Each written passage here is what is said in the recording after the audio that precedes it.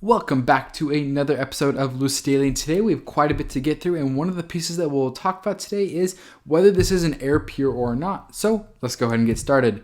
Very first off, Lucid was actually up 5.4% today. They were actually almost up another 0.5% in the after hours. We saw this across all companies this afternoon.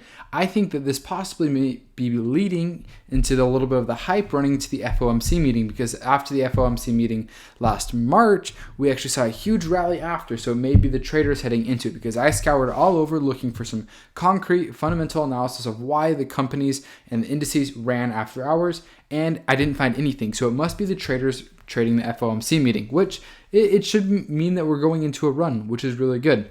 Tesla was up 3.7% today. You have Rivian up almost 5%. You see a very similar pattern. You see these companies, they popped up in the morning, they fell back down, and then they all finished up green in the after hours. And then you had the QQQ, very similar. You saw it pop up this morning, fall down red, and then it popped up 2.5% in the after hours. Absolutely insane.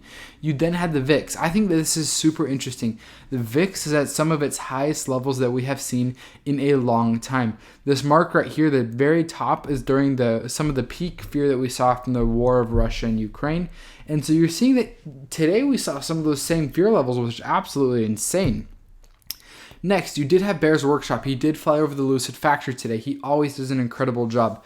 So you are starting to see a ton of cars. I'm not sure how many are leaving per day or how many are arriving per day, and we may never know. But earnings are coming up this week. They will be on Thursday after the bell, and I will be going live afterwards, and we're going to talk about all of it. I may not be able to go live during, but we're going to go over everything. So make sure you guys subscribe for that. Next, let's go ahead and talk about whether this is an like a Lucid Air Pure or a Grand Touring. Honestly, the gist of it is it doesn't really matter, because they're going to need Air Pures to start displaying them in display studios.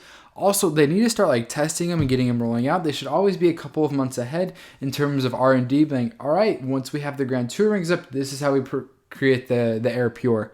So I would not be surprised if it's like a first iteration of the Pure, or if it is a Grand Touring. In fact, I can't tell from here, so let me know what you guys think. It's very possible it could be an Air Pure.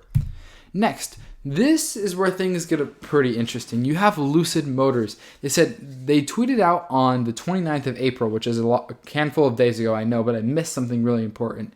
It said some special deliveries, and I thought, okay, we have a Lucid Grand Touring, and a Dream Edition because of the Aero wheels, right? Well, apparently I'm wrong, or I am right. Let's see what happens. So you had this person comment Grand Tourings, and in one of the few times I've seen Lucid reply, and let alone to like a normal retail investor, they said, yes, each is a Lucid Air Grand Touring. And I'm like, hold up. What's going on here? Because there's no way that can be a Grand Touring. These can't be Grand Touring wheels. And I even went onto Lucid's website, and it says these aren't even available until Q3 of 2022. So I don't know if the person running the social media is misinformed, if I'm misinformed, but those Aero wheels aren't even available until Q3.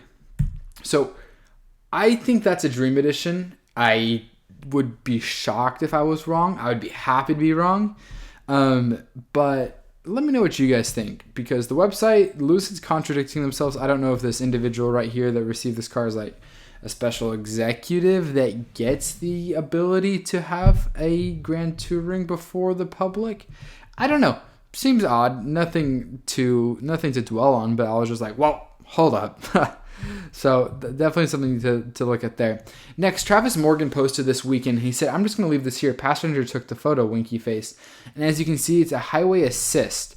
And what it looks like is they're actually starting to push software updates where the car can kind of keep in its lane, stay within the lanes without going outside of it, maintain distance. So it looks like we're starting to get level 1 of autopilot or autonomy, or just very basic lane assistance, which people have been begging for a while, especially Dream Edition owners.